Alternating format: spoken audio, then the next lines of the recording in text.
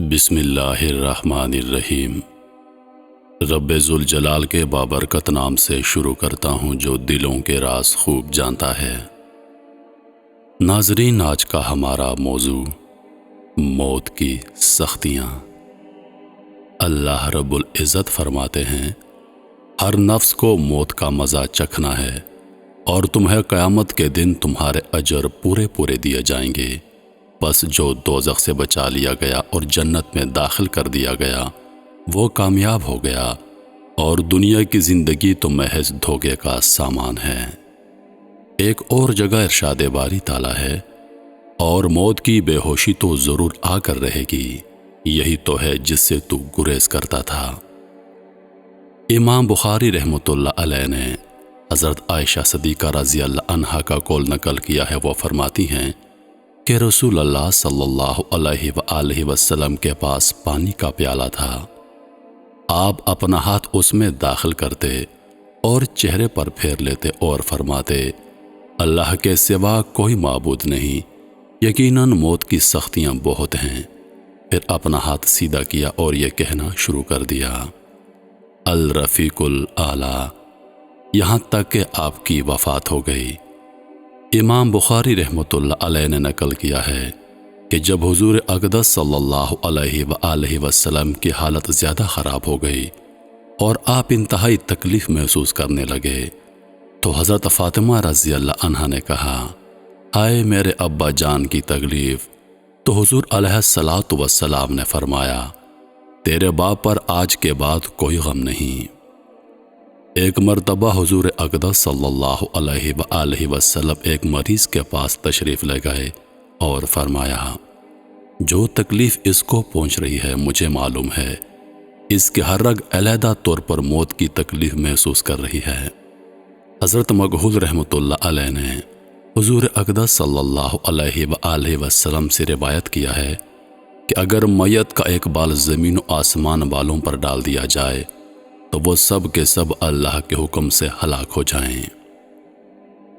ایک مرتبہ حضرت عمر رضی اللہ عنہ نے فرمایا، ایک آپ موت کا حال بیان کیجئے۔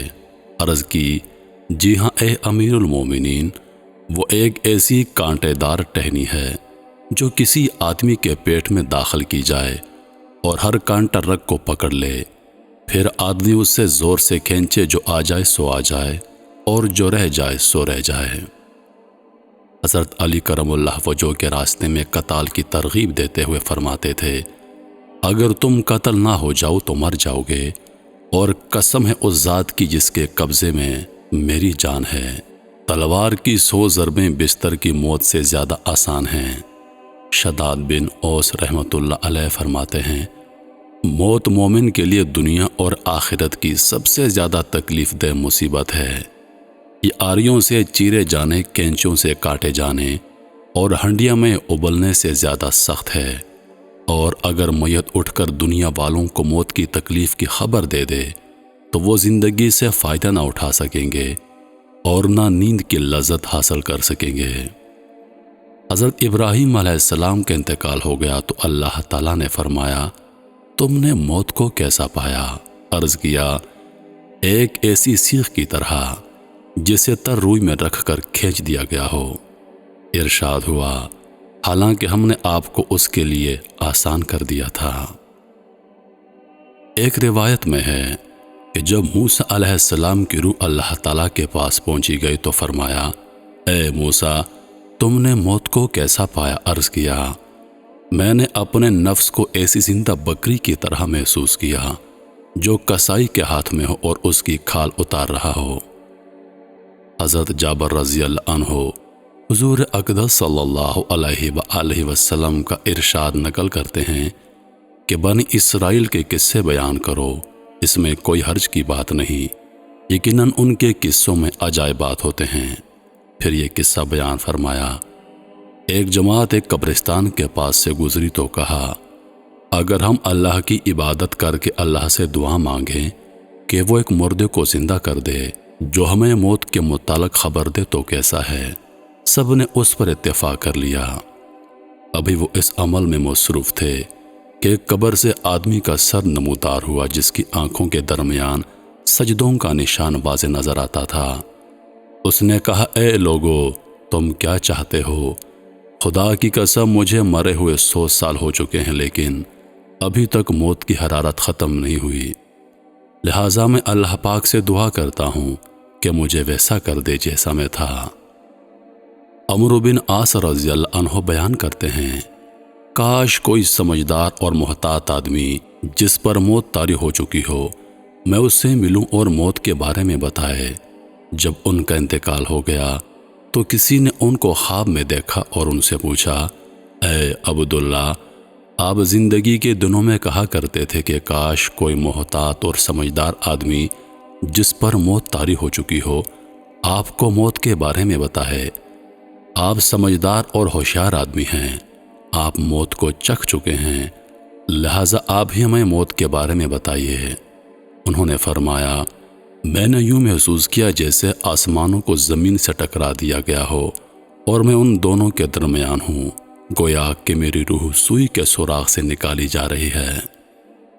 حضرت ابراہیم علیہ السلام نے موت کے فرشتے سے کہا، کیا تو اس بات کی طاقت رکھتا ہے کہ تو مجھے وہ صورت دکھائے جس میں تو بدکار آدمی کی روح کو قبض کرتا ہے؟ اس نے کہا، کیوں نہیں، لیکن اس نے ایسا کرنے سے انکار کر دیا۔ پھر ابراہیم علیہ السلام کے اصرار پر اس نے ایسی صورت اختیار کی کہ وہ کالے سیاہ کپڑوں والا، کھڑے بالوں والا، انتہائی تیز بدبودار، جس کے ناک اور منہ سے آگ کے شعلے نکل رہے تھے اور دھواں بھی برآمد ہو رہا تھا۔ حضرت ابراہیم علیہ السلام اس منظر کو دیکھ کر بے ہوش ہو گئے۔ جب ہوش آیا تو فرشتہ اپنی اصل صورت میں آ چکا تھا۔ فرمایا، اے موت کے فرشتے، اگر تو گناہگار آدمی کے لیے اس کے سوا کوئی عذاب بھی نہ ہوتا تو یہی کافی ہوتا۔ حضرت عمر بن خطاب رضی اللہ عنہ کے آزاد کردہ غلام حضرت اسلم رضی اللہ عنہ فرماتے ہیں، جب مومن کے اتنے گناہ باقی رہ جائیں کہ ان تک اس کے اعمال نہ پہنچیں تو اس پر موت کی سختی کر دی جاتی ہے، تاکہ موت کی سختی اور شدت کی وجہ سے وہ جنت میں اعلیٰ درجہ حاصل کر لے۔ اور جب کافر نے دنیا میں کوئی اچھا کام کیا ہوتا ہے تو اس پر موت آسان کر دی جاتی ہے، تاکہ وہ دنیا کی نیکی کے ثواب کو پالے اور پھر جہنم اس کا ٹھکانہ بن جائے۔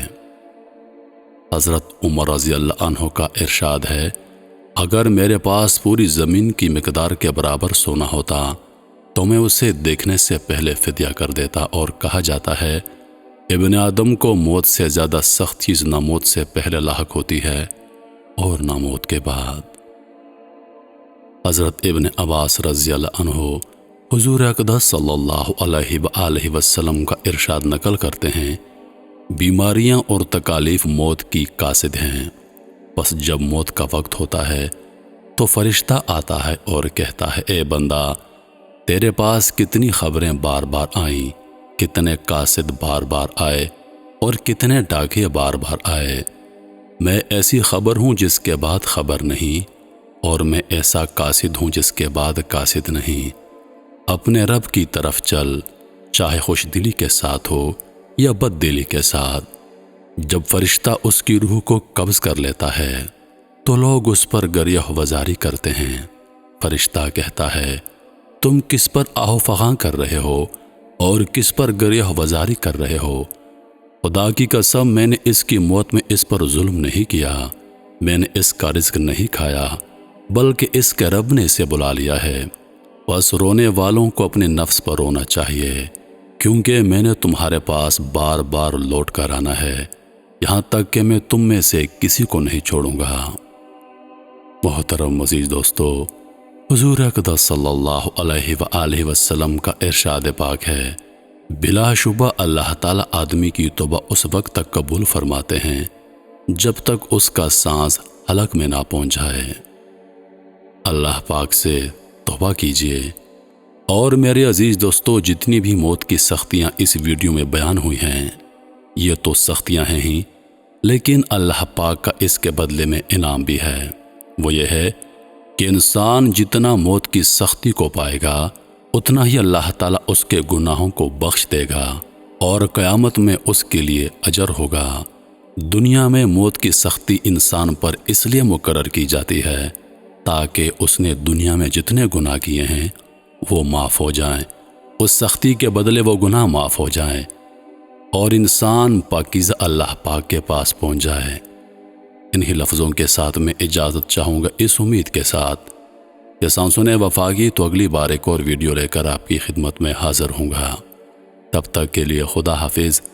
اللہ پاک آپ سب کا حافظ و نگہبان۔ ہنستے رہیے اور ہمیشہ مسکراتے رہیے۔